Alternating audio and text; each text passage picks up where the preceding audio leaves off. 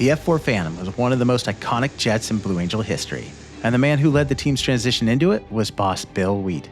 In this never-before-heard interview conducted more than 30 years ago by aviation author and historian Nick Veronico for his book Blue Angels, A Flyby History, Boss Wheat recalls how the team acquired their Phantoms, the powerful new maneuvers they introduced, and the time they accidentally went supersonic at an air show. He also reflects on flying the F-11 Tiger across Europe and leading the team during a pivotal era. Now enjoy this candid and historic conversation with boss Bill Wheat. When did you come to the team? 1967 was my first year. I arrived in December of 66 and took some flight training in the F-11 and flew the F-11 for 2 years. And then we changed over to the Phantom. And when you changed over to the Phantom, did you evaluate any other types before that? No, the Vietnam War was on, and the subject of aircraft availability was present there. The way we got the F-4 was we heard the Air Force was going to get them. We needed a new airplane, but we hadn't decided on what. The only other thought I had was like the Crusader, but they were going out of business too, just like the F-11 was. It's going to be hard to support, in a matter of years, and there were none available because of the involvement in Vietnam. And then the A-4, they were all spoken for with regard to support there.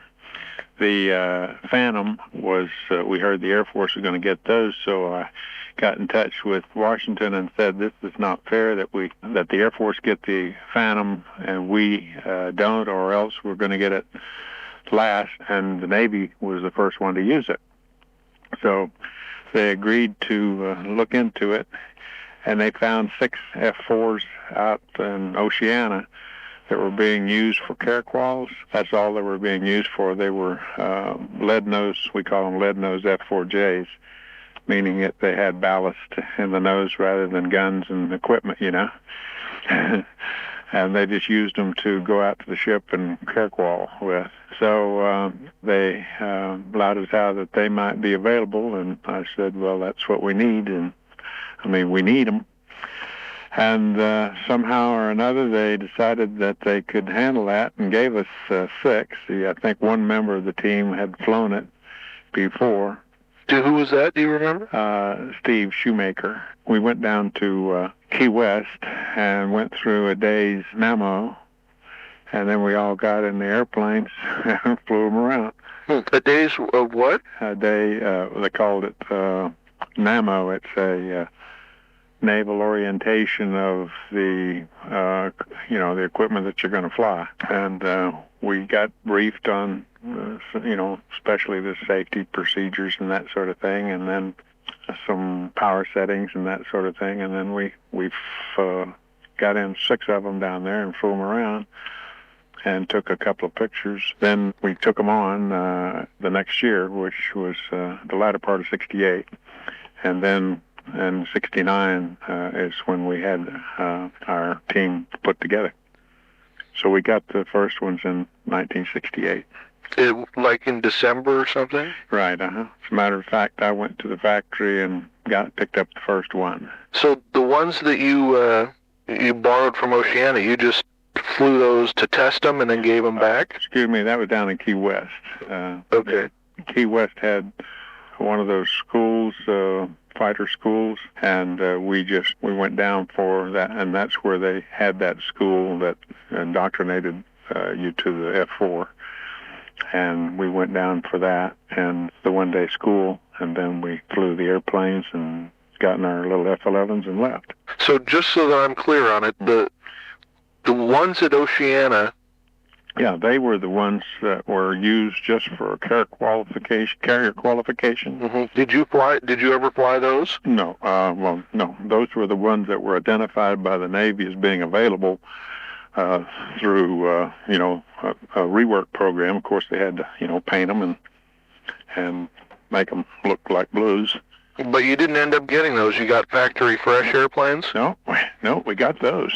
Oh, you got those? Yeah.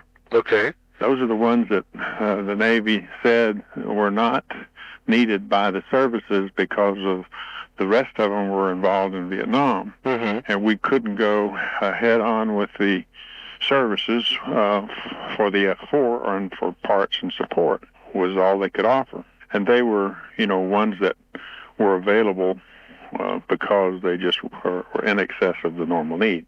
And then they could not be reworked and flown in Vietnam. Okay.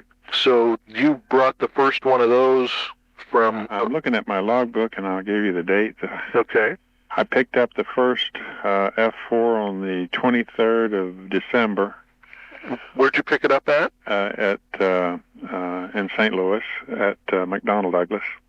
And you flew it where? I flew it back to Pensacola, to Sherman Field. And how did they rework them at the factory? Well, of course they had to paint them, and then they had to put certain field systems in there for us. The one that they had was a sophisticated system of field, and you would end up flying through a zero field position at some one point in time. We had it changed over to a spring and bob weight system that gave us 14 pounds of pressure all the time when we flew it full nose down. So by a zero field, you mean the stick was neutral? Yeah. And then you never want to have a neutral feel on the stick because it would be too hard to fly formation. And did you make some modifications to the afterburner? Not the afterburner. The afterburner was modulated in that you could modulate the burner from about 92% all the way up to 100%. So what I did was fix mine such in the cockpit, I put a metal block in front of the afterburner area where I could stop the throttle in order to keep from outrunning everybody, because the planes accelerate slightly differently, so they needed power to, catch up with me and stay with me. I limited my ability to go into 100% in afterburner, so they would have a few percent to play with, and stay in formation. They worked their own throttle in order to accomplish their need for power, and I gave them the percentages that they needed to stay there by not going to full power on takeoff, you see. Did you have a sonic boom problem with the F-4? In Kelowna, British Columbia, we were doing a practice show the day before the air show. We were practicing over the waterfront area, and there were mountains on either side, and then there was a straight flight line down the waterfront in the center of town. We were practicing the crossing maneuver where we broke apart at altitude, then we come down and cross in front of the crowd, from 4 different directions. Ernie Christensen was flying number 3, and Vince Spinelli was flying number 2. When Ernie saw that Vince was going to be late for the crossover, he told him to hustle. And when he told him that, Vince put it in the burner and didn't quite take it out in time, and he broke the sound barrier right at the crossing point. He made the cross, but we knocked all the windows out of the city for 8 city blocks. Oh my God! And the mayor's office sat right there on the front of the water, looking out over the nice, beautiful park and water. We had been in his office earlier in the day to receive a key to the city, and I'm sorry to say that his whole big 8x10 glass window was knocked out, and all of the other windows in the city for 8 city blocks back. And so they had a parade scheduled for the next day, and they had to cancel that, and all the windows were boarded up. We drove downtown, and there were signs on the window that said, "Yankee, go home."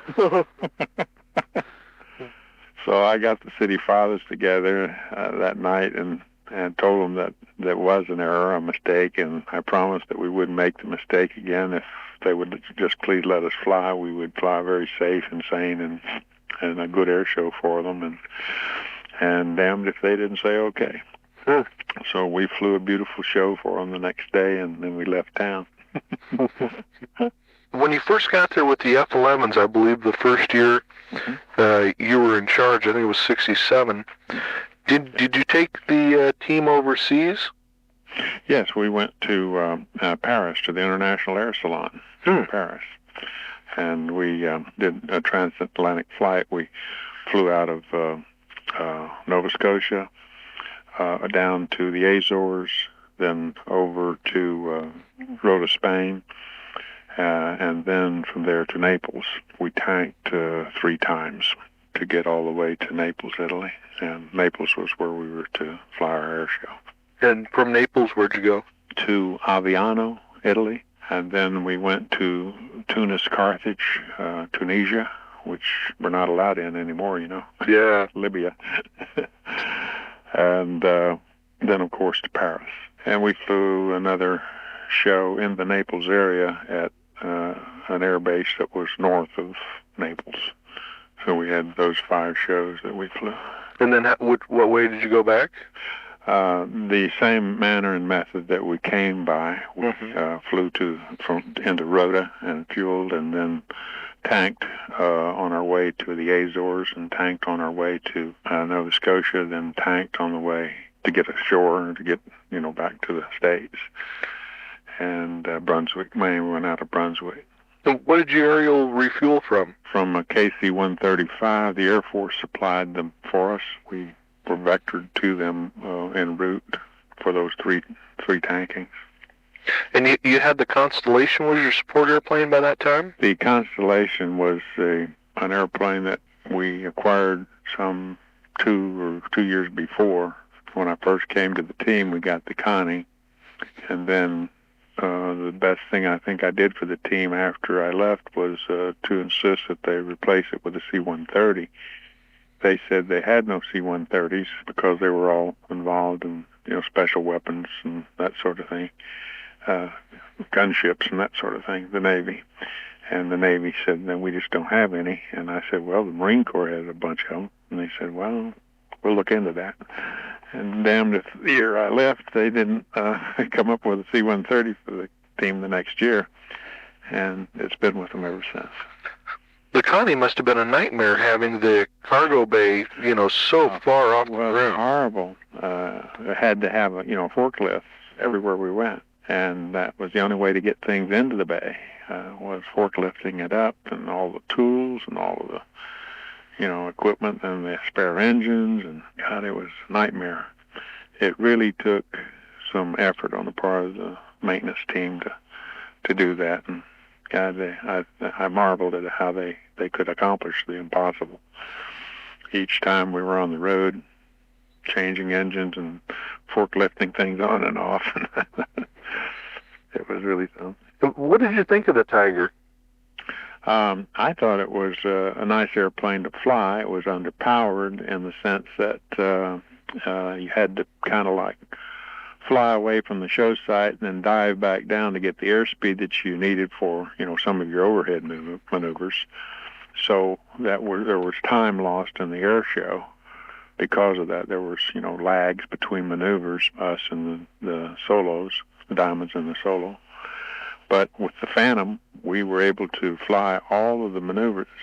We had a 22-minute air show as a norm, and the F-11. In the Phantom, we could do the same maneuvers, same number of maneuvers, same sequence of maneuvers and all in 18 minutes. So it knocked 4 minutes off of the show schedule if we had stayed with the same maneuvers, just because of the power, to get back to the flight, in front of the crowd. So we were able to add additional maneuvers to the show and offer the public, more planes in front of them all the time, and for the same period of 22 minutes. And what maneuvers did you add that were new? We did a different way of crossing where we passed in front of the crowd, pulled up, and then broke apart. Where in the F-11 you flew overhead, and first they saw of you was when you crossed in front of the crowd. Where in the Phantom, you're able to pull up in front of them, go to the altitude you need, come straight down, break apart, you see, and then come back for the crossing. And so that was two extra, periods in front of the crowd that we were not able to. The other one was on takeoff, a dirty loop where you could just leave the gear and flaps down and pull up and with the whole team, with you, 4 airplanes right there, and then come back down and show them the airplane up close again. It had that much power that you could formation dirty loop on takeoff? Yeah, it was phenomenal. Whoa. You could just do anything with it. We had different kind of, loops, and one was called a box loop. We put 4 airplanes side by side, in a little box formation, and then we flew it up and over the top. Now, what do you mean a box side and abreast, two line abreast each, Oh, okay. Later they went to 4 and 5 line abreast. But we were able to give them another 4 minutes of airplanes in front of them in the same 22-minute air show. So it's a very powerful airplane, very, very stable in the sense that it flew like an airplane should. That's the best compliment you can pay any piece of equipment. It was, I don't want to say forgiving, but it was powerful in the sense that you could get the power you needed at the time that you might not have been available in, like the F-11, to catch up with the other people in the flight when you're broken apart, and to come back in front of the crowd quickly, and to have the planes flying very close. Once they learned the turbulence that was around the airplane and how to fly in it and not be afraid of it, we flew some really tight formations after about July. We were looking really good. And never flew a perfect air show, though, because you never want to say you've done that. Yeah. We flew some good ones, and we flew some that we were proud of as a group, but they never were perfect. Well, where were your favorite performances? Well, in the F-4 or in the F-11 or both or what? Both, yeah. Mm-hmm.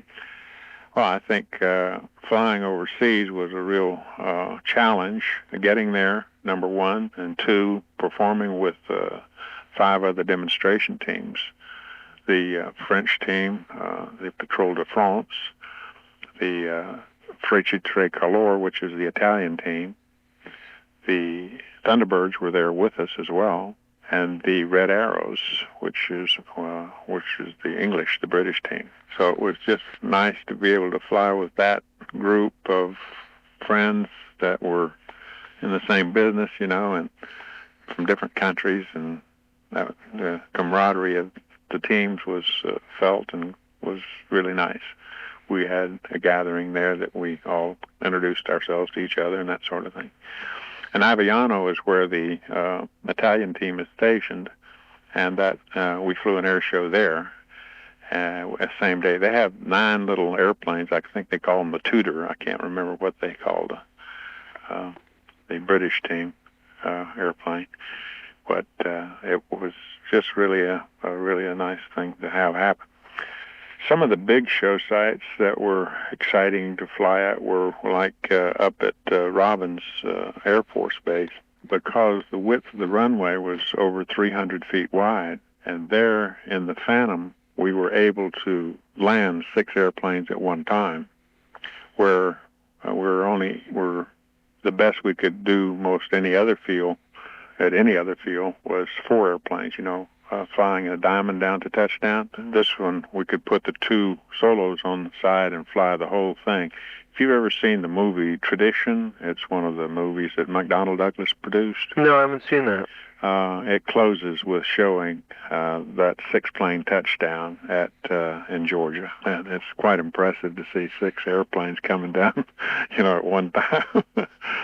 And the back row lands, and the second row lands, and I land, because we're all cocked up, and they land before I do. Things like that come to mind. Every show site had its challenges and had its benefits of the local people enjoying and us enjoying their cities. We flew in Alaska as well. That was kind of exciting too, to fly up over that beautiful snowy terrain, and see the wild animals that were down below as we were transgressing the area between the show sites. We flew at Anchorage and Fairbanks. And then who'd you turn the team over to? To Harley Hall. Harley was an F-4 pilot out of one of the operating squadrons and had a lot of good F-4 time when he came to the team. He had a sad happening, however. He got shot down in Vietnam. He was the last plane to fly in Vietnam over the water after a raid, and then if he didn't get shot down, and that was the end of the war. They ended the war after that. At least that's the story I have. But that was Harley, and then of course that was after he left the team. He turned the team over to Don Bentley, and Don flew the airplane for most of a year. Then he had a back problem or something. He had a hard landing or something that gave him some compression, a fracture of some of his vertebrae, or he punched out of an airplane. I think that's what it was. And in any case, the subject was he didn't complete his either his first or second year. I can't remember if it was his first or second year. But then Skip Umstead came in, and Skip flew. He was on the team before that with Harley Hall, and he left at the same time, I think. Well, he came on the same time Harley came on, because I remember we selected him for the team, Skip. But Skip and Mike Murphy were flying up at Lakehurst, New Jersey, and they had a mid-air collision, and both of them were killed. There seemed to be a pretty good number of deaths. Didn't on your teams, Frank? I lost 3 fellows, and we lost them in winter training. It's one of those things where that's usually where you find out that you can do it or you can't do it. What I'm saying is I'm not throwing rocks or stones in any way, not understanding the fact that they were good pilots. It's just that they maybe lost concentration at the wrong time. But we lost Ron Thompson and Frank Gallagher and Bill Worley in the 2 years that we were out there in El Centro. 2 1 year and 1 the other. And then what did you go on to do after the team? I went, to VA 25 as executive officer, and finished my 21 years in the Navy there.